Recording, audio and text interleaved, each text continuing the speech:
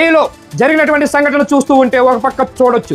ఏఈలో జరుగుతున్నటువంటి సందర్భం ఏంటి, విద్యార్థులకి వీసీకి ఎందుకు వీసీ యొక్క ఏదైతే ఆఫీస్ ఉన్నదో ముట్టడించడానికి కారణం ఏమిటి, ఈ ముట్టడించినటువంటి విషయాలు విజువల్స్ కూడా ఒక పక్క చూడొచ్చు. ఆ విజువల్స్ లో కూడా కనబడుతూ ఉన్నది. ఏఈ మొత్తం అంతా కూడా విద్యార్థులంతా కూడా రోడ్డు మీదకి ఎక్కారు. రోడ్డు మీద ఎక్కవలసిన అవసరం ఏమొచ్చింది. మరోపక్క చూస్తూ ఉంటే నిన్న మధ్యాహ్నం ఒక విద్యార్థి పిడిసొచ్చి చనిపోతే దానికోసం విద్యార్థులు ఇక్కడ జరిగినటువంటి ఏఈలో వీసీకి ఏఈలో జరిగినటువంటి విద్యార్థులకి ఎందుకు గొడవ జరుగుతున్నది, దీని వెనక కారణాలేంటి, ఓ పక్క వీసీ కామెంట్ చేశారు. ఇది నేను వచ్చి 6 నెలలు అవుతున్నది, నేను కుర్చీలో కూర్చొని 6 నెలలు గడిచింది, ఈ 6 పాత విషయాలు ఏం జరిగిందో నాకు అనవసరం, రాజకీయాలు చేయొద్దు, రాజకీయాల కోసం నేను మాట్లాడను. ఇది ఆంధ్ర యూనివర్సిటీ అంటే ఈ దేశంలోనే ఒక పెద్ద యూనివర్సిటీ, పేరు ప్రఖ్యాతులు గాంచినటువంటి యూనివర్సిటీ. ఈ యూనివర్సిటీ నుంచి అనేకమైనటువంటి చాలా మంది ఉపరాష్ట్రపతి వరకు వెళ్లారు. అంత మేధాశక్తి ఉన్నటువంటి ఆంధ్ర యూనివర్సిటీకి ఇది రాజకీయాలు చేయొద్దు అని విద్యార్థులకి బీసీ వార్నింగ్ ఇచ్చినట్టు తెలుస్తూ ఉన్నది. ఆ కామెంట్ చేస్తున్నటువంటి విజువల్స్ కూడా మనం చూడొచ్చు. అదేంటో చూద్దాం. మరి ప్రాబ్లమ్స్ తెచ్చడానికి ఉన్నామండి. ప్రణాళిక చేసి కంటిన్యూస్గా మీరు హాస్టల్స్ చూసినట్టయితే హాస్టల్ కిచెన్ డైనింగ్ స్వయంగా నేనే పరిశీలించి సమ్మర్ వెకేషన్లో గర్ల్స్ హాస్టల్స్ మొత్తం రెనోవేషన్ చేయడం జరిగింది. ఇప్పుడు బాయ్స్ హాస్టల్ రెనోవేషన్ కార్యక్రమం మొదలైంది. మీరు వెళ్ళి చూసుకోండి వెబ్సైట్లో ఎన్ని టెండర్లు ఉన్నాయి, ఎటువంటి డెవలప్మెంట్ అవుతుంది. ఫుడ్ హైజీనిక్కి వండిన పాత్రలు కాకుండా వండిన పాత్రలు పక్కన పెట్టి సర్వింగ్కి వేరే పాత్రలు పెట్టాలి. ఫుడ్ హైజీనిక్ ప్రోటోకాల్స్ ఏంటి అవి కూడా జరిగింది. హాస్టల్ స్టూడెంట్స్ని కమిటీలుగా వేసి క్వాలిటీ ఎక్కడన్నా కాంప్రమైజ్ అయితే మా దృష్టికి తీసుకురండి. అలాగే స్టూడెంట్ వెల్ఫేర్ టాస్క్ ఫోర్స్ వేసి కౌన్సిలింగ్ ఇష్యూస్ ఉంటే వాళ్ళ కోసం ఇవన్నీ చేయడం జరిగిందండి. ఆల్రెడీ ముగ్గురు ఉన్నారండి. లేదండి, ముగ్గురు ఉన్నారండి. డాక్టర్ గారు ఉన్నారు, చెప్తారా? డాక్టర్ గారు చెప్పండి. చెప్పండి ఇద్దరు డాక్టర్లు ఉన్నారు సార్, ఇద్దరు స్టాఫ్ నర్సులు లేదు, ఇద్దరు నార్త్ క్యాంపస్ లో ఒక డాక్టర్, మొత్తం ముగ్గురు. ఇద్దరు డాక్టర్లు ముగ్గురు ఉన్నారు సార్, ముగ్గురు ఉన్నారు సార్.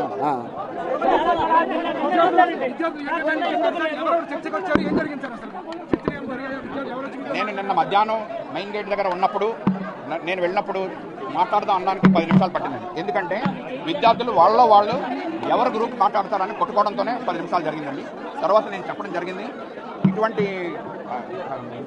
మెడికల్ సెంటర్కి ఎటువంటి మొత్తం కంప్లీట్ ప్రణాళిక రచించడం జరిగింది. కొద్ది రోజులు ఓపిక పట్టని చెప్పడం జరిగింది.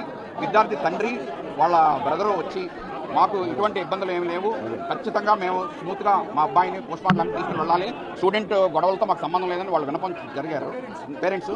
నేను చెప్పినా కూడా స్టూడెంట్స్ కొంతసేపు విన్నాక నేను రావడం జరిగింది. ఎప్పుడైతే పేరెంట్స్ మా స్టూడెంట్ మేము తీసుకుని వెళ్తాము, మాకు ఎటువంటి గొడవ లేవు స్టూడెంట్స్ అని చెప్పారో, స్టూడెంట్స్ కాస్త అసహనం, బహుశా వాళ్ళకి ఇది నచ్చలేదేమో, వాళ్ళ తర్వాత మొత్తం 300 మంది వచ్చి బీసీని ఆల్మోస్ట్ అటాక్ మ్యాన్ హ్యాండిల్ చేయడం జరిగిందండి. అది ఒక్కటే ఇంకొక 2 నిమిషాల్లో మ్యాన్ హ్యాండిల్ చేశారు.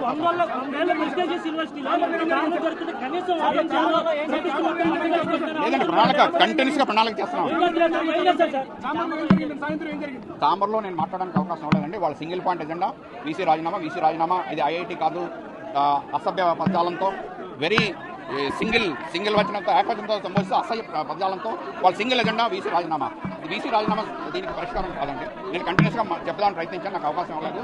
అప్పుడు పేరెంట్స్ వచ్చి మళ్ళా గట్టిగా స్టూడెంట్స్తో మాకేమి ఈ సంఘటనకి స్టూడెంట్స్కి సంబంధం లేదు, దయచేసి మేము కేజీహెచ్లో ప్రొసీజర్ ప్రకారం తీసుకుని వెళ్ళాలి అన్నప్పుడు నేను స్వయంగా పేరెంట్స్ని తీసుకుని కేజీహెచ్కి వెళ్ళి 4:30 నుంచి రాత్రి 10 వరకు ఉండి ఆ ప్రాసెస్ అంతా వాళ్ళకి ఏ సహాయ సహకారాలు అందించాలో కేజీహెచ్ అధికార వర్గంతో మాట్లాడి వాళ్ళకి స్మూత్గా చేయడం జరిగింది.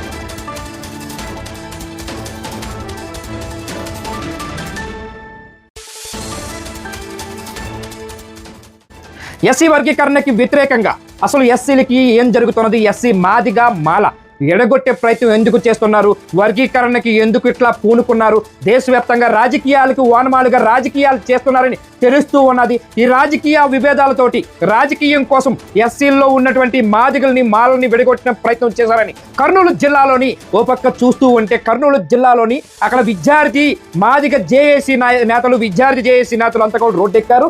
రోడ్డెక్కి అక్కడ ఏం చేస్తున్నారో ఒకసారి చూడొచ్చు, ఆ విజువల్స్ కూడా చూడొచ్చు. రోడ్డెక్కి చెబుతూ ఉన్నారు, ఎస్సీ వర్గీకరణ వల్ల మాదిగులు మాలలను విడగొట్టే ప్రయత్నం చేసి 55 షెడ్యూల్ కులాల యొక్క విభజనని పాటిస్తూ మమ్మల్ని ఇబ్బంది పెట్టారు అని చెప్పేసి రాజకీయంగా వాడుకుంటున్నారని ఓ పక్క చెబుతూ ఉన్నారు. దేశంలోని రాజకీయ వ్యవస్థను ముందుకు తీసుకెళ్లడం కోసము పావుగా వాడుకున్నటువంటి ఏదైతే ఎస్సీ వర్గీకరణకి మేము వ్యతిరేకిస్తున్నామని కూడా ఓ పక్క చెబుతున్నారు. అదేంటో మనం విజువల్స్ లో చూద్దాం. అక్కడ విద్యార్థి జేఏసీ నేతలు మాల మాదిగ జేఏసీ నేతలు కూడా పాల్గొన్నారు. వాళ్ళు ఏదో మాట్లాడుతున్నారు అవన్నీ చూసే ప్రయత్నం చేద్దాం. Thank you.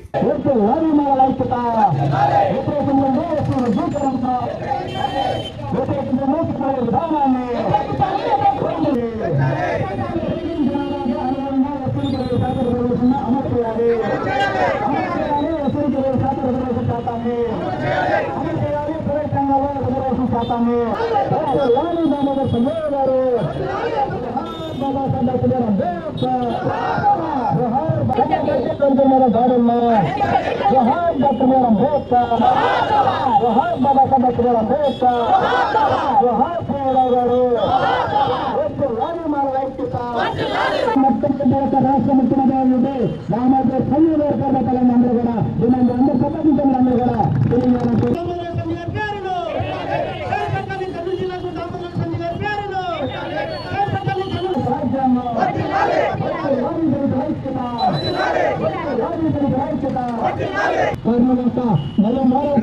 చేసినటువంటి మాల రక్త బంధువులందరూ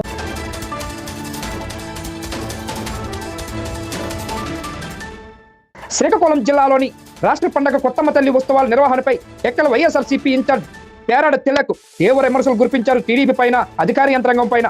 కొత్తమ్మ తల్లి ఉత్సవాలు ఏర్పాట్లు పూర్తిగా లోపంతో జరిగాయని, అధికారులు అచ్చెన్నాయుడు చుట్టూ ప్రదక్షిణలు చేస్తూ మెప్పు కోసం ప్రయత్నాలు చేశారని, కలెక్టర్, ఎస్పీ పూర్తిగా టీడీపీ నాయకుల సేవలో నిమగ్నమయ్యారని, జిల్లా ఉన్నతాధికారంలో ఉన్నటువంటి అధికారులు రాజకీయ నాయకుల చుట్టూ వారి మెప్పు కోసం తిరుగుతూ ఉంటే సాధారణ ప్రజలు, భక్తులు యొక్క పరిస్థితి ఏంటి అని పేరాడ తిలక్ విమర్శలు చేస్తున్నారు, ప్రశ్నిస్తూ ఉన్నారు.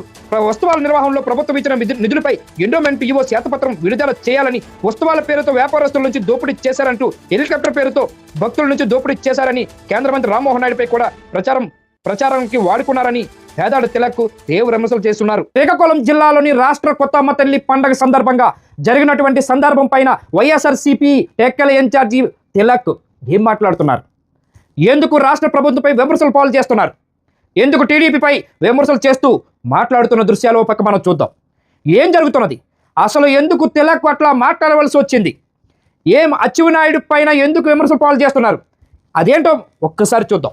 ఉత్తరాంధ్రలోనే ఇలవేల్పు దేవుడు కొత్తమ్మ తల్లి దర్శనం అంటే అందరూ దర్శనం చేసుకోవాలని సంవత్సర కాలం మొత్తము అమ్మవారి సంబరాలని భాగస్వామి అవ్వాలని ప్రయత్నం చేస్తారు. ఈ సంవత్సరం చూడండి, సంబరాల్లో వెళ్ళడానికి మినిమం సదుపాయాలు కల్పించలేదు. ఏర్పాట్లన్నీ కూడా లోపభూయిష్టంగా కనిపించాయి. అధికారులంతా కూడా సంబరాలు ఏర్పాట్లలో నిమగ్నం కాలేదు. అచ్చెన్నాయుడు చుట్టూ ప్రదక్షిణ చేసి కలెక్టర్, ఎస్పీ అచ్చెన్నాయుడికి తబేదారులా కనిపించారు తప్ప మంత్రులు, కేంద్ర మంత్రి, రాష్ట్ర మంత్రి వస్తే ఫోటోకాల్కి కలెక్టర్, ఎస్పీ వెళ్ళి ఉండొచ్చు. కానీ నిన్న కలెక్టర్ గారిని చూస్తే ఒక ఎస్పీ, ఒక కలెక్టర్ ఇలా ప్రవర్తిస్తే కింద స్థాయి ఉద్యోగస్తులు ప్రజల కోసం ఎందుకు పనిచేస్తారు? ప్రజలకు చేయాలనే ఆలోచన వాళ్ళకి వస్తుందా? తెలుగుదేశం నాయకులకి, కార్యకర్తలకి దాసోపానం అయిపోయిన పరిస్థితి ఈరోజు ఈ ప్రాంతంలో కనిపిస్తుంది, ఈ జిల్లాలో కనిపించింది. రాష్ట్ర ప్రభుత్వము అధికారికంగా కొత్తమ్మ తల్లి ఉత్సవాలు నిర్వహిస్తామని చెప్పి జీవోని రిలీజ్ చేశారు. మేము అడుగుతున్నాం ఈవో గారిని, ఎంత మొత్తాన్ని శాంక్షన్ అయింది? ఏర్పాట్లకు కానీ, సదుపాయాలు కల్పించడంలో కానీ, లేకపోతే ఇతర కారణాలకి రాష్ట్ర ప్రభుత్వం ఎంత మొత్తాన్ని అధికారికంగా ఇక్కడ శాంక్షన్ చేశారో బహిర్గతం చేయమని డిమాండ్ చేస్తున్నాం. ఈ 3 రోజుల కార్యక్రమాన్ని ఎంత మొత్తంలో ఖర్చు పెట్టారో కూడా శ్వేతపత్రం రిలీజ్ చేయమని కోరుతున్నాం. మునిపి అన్నడూ లేనంత దారుణంగా ఈ సంవత్సరం ఏర్పాట్లు చేశారు. ఎక్కడే మరి కొత్తమ్మ తల్లి సంబరాల కార్యక్రమం చేస్తున్నప్పుడు హెలికాప్టర్ కోసం మాట్లాడుతున్నారు. ఏంటి హెలికాప్టర్ వల్ల ప్రయోజనం ఈ ప్రాంత ప్రజలకి? అరసవల్లి కార్యక్రమాన్ని హెలికాప్టర్ ద్వారా మేము ప్రజలకు వీక్షించే అవకాశాన్ని కల్పించామని చెప్తున్నారు. మరి ఒక వ్యక్తి దగ్గర 2,000 రూపాయలు కలెక్ట్ చేసి ఏంటి దీంట్లో?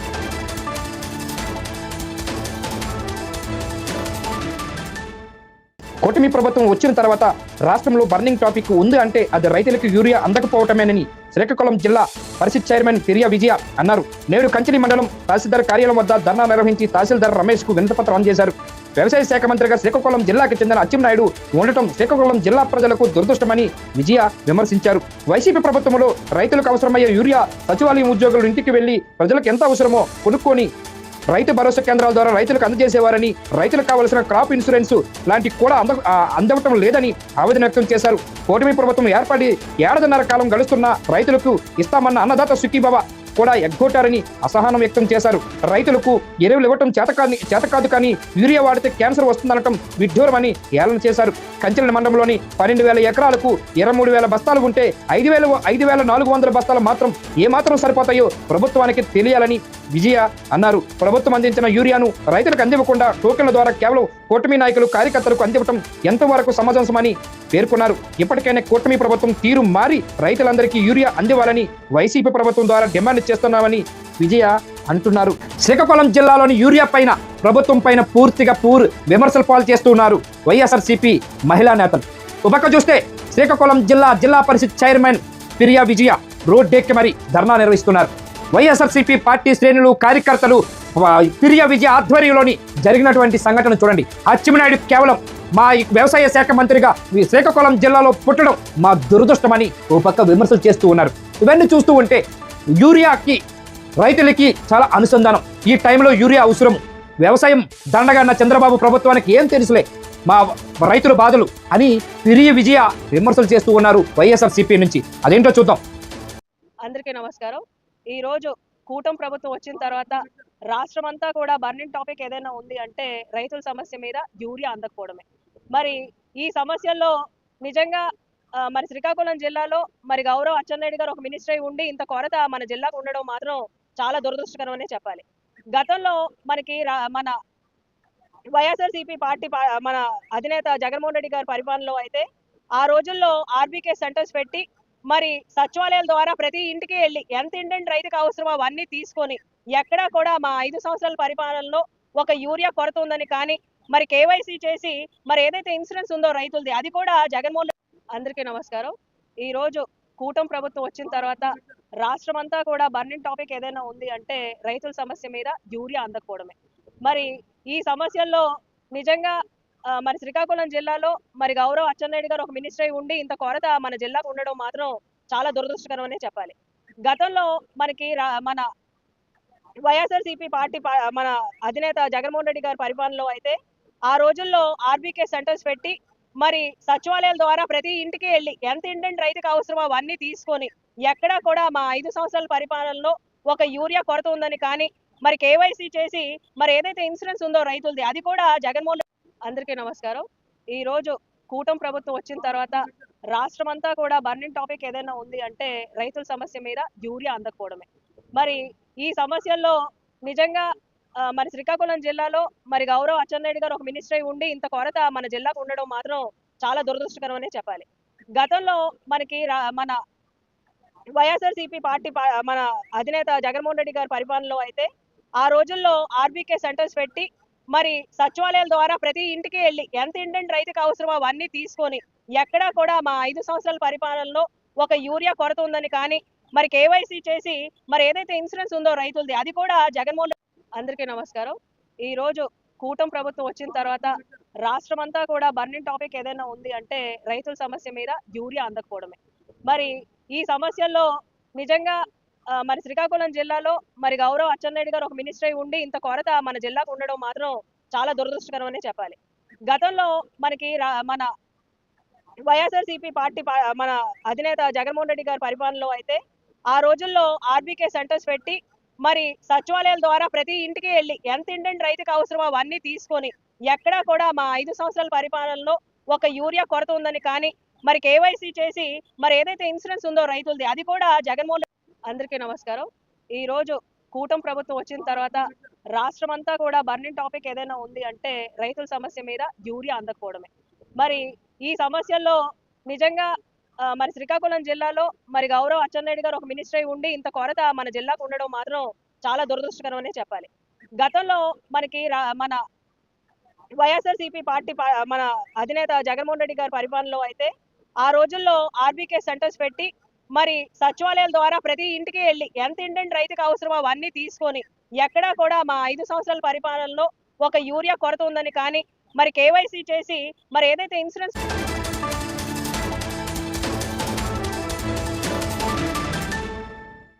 ప్రభుత్వ ఆసుపత్రిలో స్వస్తిక్ పరివార్ అభియాన పథకంలో భాగంగా మెడికల్ క్యాంపును టీడీపీ ఇన్ఛార్జ్ గొట్టిపాటి లక్ష్మి ప్రారంభించినటువంటి విషయాలు మనకు తెలిసిన విషయమే. ప్రధానమంత్రి నరేంద్ర మోడీ ప్రారంభించిన శ్రీ మహాశక్తి మహిళలకు గొప్ప శక్తినిస్తుందని, మహిళల ఆరోగ్య భద్రతలో కుటుంబం సమాజం బాగుంటుందని భావించిన నరేంద్ర మోడీ సహకారంతో ముఖ్యమంత్రి నారా చంద్రబాబు నాయుడు, ఉప ముఖ్యమంత్రి పవన్ కళ్యాణ్, ఐటీ శాఖ మంత్రి లోకేష్, ఆరోగ్య శాఖ మంత్రి సత్యకుమార్ యాదవ్ ఈ కార్యక్రమం ముందుకు తీసుకువెళ్తున్నారని గొట్టిపాటి లక్ష్మి ఉపక చెబుతున్నారు. మహిళల అభివృద్ధి ధ్యేయంగా మన ప్రభుత్వం ముందుకు వెళుతుందని ప్రభుత్వం చూసాం. మహిళలను అవమానించడం, వేధించడం మనం విన్నాం. ఇటీవలి పొదిలిలో కూడా మహిళల పట్ల వైసీపీ అలరమోకులు చేసిన దాడిని చూసాం. రాజధాని రైతుల పట్ల వైసీపీ మీడియాలో వాడిన పదజాలు విన్నాం. మహిళలు గౌరవించిన నాయకులు పార్టీలు మనుగడ ఉండదని ఆమె జోస్యం చెప్పారు. గుండె జబ్బులతో బాధపడేవారు ఛాతి నొప్పి రాగానే ప్రభుత్వ ఆసుపత్రికి రావాలని ఆమె సూచించారు. గ్యాస్ ట్రబుల్స్ అనే నిర్లక్ష్యం చేయవద్దని, వెంటనే డాక్టర్లు సంప్రదించడం అవసరమని, 45,000 రూపాయలు ఈ స్టెపిన్ అనే ఇంజెక్షన్ మన దర్శి ప్రభుత్వ వైద్య కళాశాలలో ఉచితంగా ఇస్తున్నట్టు, గుండె నొప్పి రాగానే గంటలోపే ఇంజెక్షన్ తీసుకుంటే ప్రాణాలకి ప్రమాదం ఉండదని, తర్వాత ఉన్నత వైద్యశాలకు వెళ్ళవచ్చునని ఈమె గొట్టిపాటి లక్ష్మి వైసీపీపై విమర్శలు చేస్తూ ఈ మాట అన్నారు. ప్రకాశం జిల్లా దర్శి నియోజకవర్గంలోని డాక్టర్ గొట్టిపాటి లక్ష్మి ఏం చేస్తున్నారు? అసలు హెల్త్ పైన ఎందుకు అంత కాన్సన్ట్రేషన్ పెట్టారు? స్వస్తి నారు స్వస్తి కంచి పేరుతోటి ప్రభుత్వ కార్యక్రమంలో భాగంగా అక్కడ ప్రభుత్వ ఆసుపత్రిలో కొన్ని రకాలమైనటువంటి మెడిసిన్ ఉచితంగా ఇస్తున్నది. 45,000 రూపాయలు ఖరీదైనటువంటి స్టెపిన్ ఇంజెక్షన్ ఉచితంగా ప్రభుత్వ ఆసుపత్రిలోని టీడీపీ ప్రవేశపెట్టిందంటే ఎంతో గొప్పతనమని ఆ డాక్టర్ గొట్టిపాటి లక్ష్మి చెబుతున్నారు. అదేంటో విజువల్ చూద్దాం, అవి ఆ మాటల్లో తెలుసుకుందాం. కూడా అవన్నీ కూడా అండర్ ఈ హెల్త్ కార్డుల మీద మనకి చాలా వరకు అందుబాటులో ఉన్నాయి. అందరూ మీ ఆరోగ్యం పట్ల శ్రద్ధగా ఉండండి. అట్లా కాకుండా చిన్నపిల్లలకు కూడా ఏదైనా ప్రాబ్లం ఉన్నా వెంటనే తీసుకురావాలి. ఇప్పుడు రక్తంలో కూడా సికిల్ సెల్ ఎనీమియాలని వేరే వేరే రకమైన ప్రాబ్లమ్స్ అన్నీ వస్తాయి. అన్ని టెస్టులు అవైలబుల్గా ఉన్నాయి. మనకి మంచి టెస్ట్ కానీ ఇక్కడ మెషినరీ కానీ లేదా దానికి సంబంధించిన వైద్యం కానీ కూడా అందుబాటులో ఉన్నాయి. మంచి డాక్టర్స్ టీమ్ ఉన్నారు.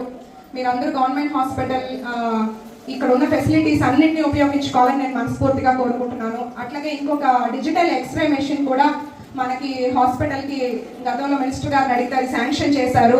అది సుమారు 6-7 లక్షలు ఉన్న మెషిన్ అందుబాటులో ఉంది. ఏదన్నా చేయి కాలు నొప్పి ఉన్న ఫ్రాక్చర్స్ అని ఇమీడియట్గా మనకి రిపోర్టింగ్ కానీ మంచి అడ్వాన్స్డ్ టెక్నాలజీ ఉన్న మెషిన్ అందుబాటులో ఉంది. ఇట్లాంటి మంచి ఫెసిలిటీస్ ఉన్నప్పుడు గవర్నమెంట్ హాస్పిటల్కి అందరూ వచ్చి అన్నింటినీ ఉపయోగించుకోవాలని నేను ఈ సందర్భంగా మరొకసారి అందరినీ రిక్వెస్ట్ చేస్తున్నాను. అంతేకాకుండా నేను ఇక్కడ చుట్టుపక్కల అంతా క్లెన్లీన శుభ్రపరిచే కార్యక్రమం ఒకటి చేపట్టాము. ఇక్కడ మార్చురీ రూమ్ ఒకటి అడుగున్నాము. ఇందాక డిఎంహెచ్ఓ గారు వచ్చారు, బట్ కలెక్టర్ మీటింగ్ ఉంటే ఆయన వెళ్ళిపోయారు. నేను ఒక 6 నెలలుగా ఇక్కడ మార్చురీ రూమ్ ఏర్పాటు చేయడానికి చూస్తున్నాను. అది కూడా త్వరలో చేపడతాము. ఇంకా ఇక్కడ హాస్పిటల్కి సంబంధించిన ఏ అవసరాలు ఉన్నా, ఏ ప్రాబ్లమ్స్ ఉన్నా నా దృష్టికి తీసుకురండి. నేను ఎప్పుడు కూడా ఇక్కడ సపోర్ట్గా ఉంటాను. హాస్పిటల్ డెవలప్మెంట్కి నేను ఎప్పుడు ఒక డాక్టర్గా ముందుంటాను. అంతేకాకుండా కొంచెం ఓపీ కూడా మీరు ఇంకొంచెం ఓపీ ఇంప్రూవ్ చేయండి సార్. అవేర్నెస్ ప్రోగ్రామ్స్ లాగా ఏదైనా పెట్టండి. అండ్ చుట్టూ క్లీనింగ్ అది కూడా స్టాఫ్ని అలాట్ చేసి కొంచెం హైజీన్ అంతా ఇప్పుడు అంతా చాలా బాగుంది. మన ఒంగోలు నుంచి ఇక్కడ ప్రోగ్రామ్కి వచ్చిన వాళ్ళు నాతో పాటు విజిట్కి వచ్చారు. వాళ్ళు అన్నారు ఈ హాస్పిటల్ ఎంత బాగుందని మేము ఎక్స్పెక్ట్ చేయలేదు, చాలా నీట్గా అంతా బాగుంది. అదే మనం మెయింటైన్ చేసుకుంటే ఏంటంటే పేషెంట్స్కి వేరే హెల్త్ ఇన్ఫెక్షన్స్ అవి రాకుండా ఉంటాయి. అండ్ మీరు ఏదన్నా ఒక్కొక్కసారి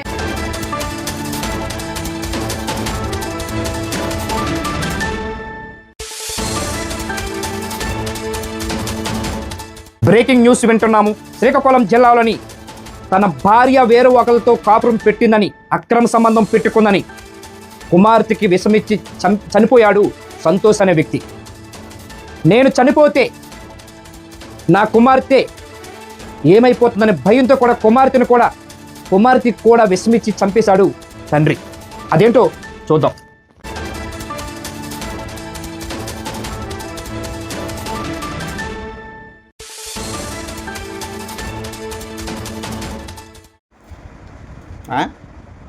స్వాతి చెప్పు మే త్వరగా చెప్పు. ఎప్పటి నుంచి మా పెనాల ఇంట్లో ఎప్పటి నుంచి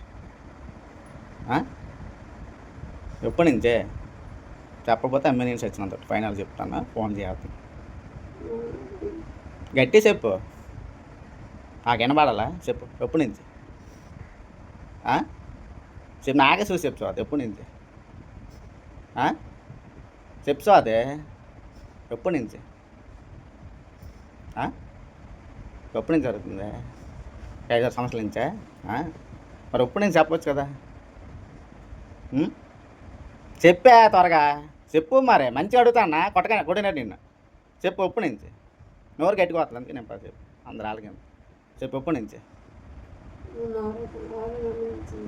6 నెలల నుంచే. అంతే మీ బాపలు ఊరు వెళ్ళిపోయిన కాడి నుంచే. ఎలా సెట్ అయ్యారా? గౌరవ్ ద్వారాగా. మరి అలాగా మరి మన బెండతో ఎట్టిల్లారు అయితే చెప్పి ఎట్టిల్లారు బెండుతున్నారు సినిమాకే ఎట్టిల్లారు? నిన్న వెళ్ళారా? నిన్న వెళ్ళారా? ఎక్కడికి వెళ్ళారు సార్ నిన్న? మరి బ్లాక్ రైస్ చేయలేదు కదా నిన్న. బ్లాక్ రైస్ చేసి నిన్న. మరి ఏదా రాస్తా అరేనవా? ఏదే టైం కాడికి బ్లాక్ రైస్ చేయలేదు అన్నావు. బ్లాక్ వేసుకెళ్ళవా? అది నిన్న ఎక్కడికి వెళ్ళారు? అది ఎక్కడ దిగిపోవడం అయితే? అది నిన్నకాలవేనా? మరి చెప్పా నిన్నకాలవేనా? మరి అది ఎక్కడికి వెళ్ళారు? ఎక్కడ దిగిపోవడం నువ్వు? ఇక్కడ వైజాగ్ వచ్చినట్ట. మరి ఎక్కడ దిగిపోను చెప్పు. మరి అదా బాగా అడుగుతానా చెప్పు. ఎక్కడ దిగో స్వాతి? నాగేశ్వరుడు ఎక్కడ దిగో? ఎక్కడ దిగా స్వాతి? కనస్తానులే. ముందుగానే ఫోన్ చేసావా రమ్మనా? అక్కడి నుంచి ఎక్కడ దాకా వెళ్ళారా? హాస్టల్కి వచ్చుడా? మరి ఎక్కడ దాకా వచ్చుడా? కనస్తాల నుంచి ఎక్కడికి వెళ్ళారు? రూమ్కి వెళ్ళిపోనరా? తోటకేసి వెళ్ళారా? మరి ఎక్కడ దాకా వచ్చుడు? హాస్టల్కి వచ్చుడా? మన ఆగా చూసి చెప్పు స్వాతి. నాకు తిరిగి బాగా కూర్చో చెప్పు. చెప్పు చెప్పు. మరి అది ఎక్కడికి వెళ్ళారు? అది బండి పోతే చెప్పతే ఎమ్మెల్యేస్ వచ్చిన తొట్టు నీట్గా పటాపాటు చెప్పు. నిన్న కదా అన్నా పోనే చెప్పు. నేను ఎక్కడికి వెళ్ళారు? కలుసుకుంటారా? మరి ఏడు చేసు. ఇప్పుడు ఎక్కడి దాకా వచ్చుడు? హాస్టల్కి వచ్చుడా?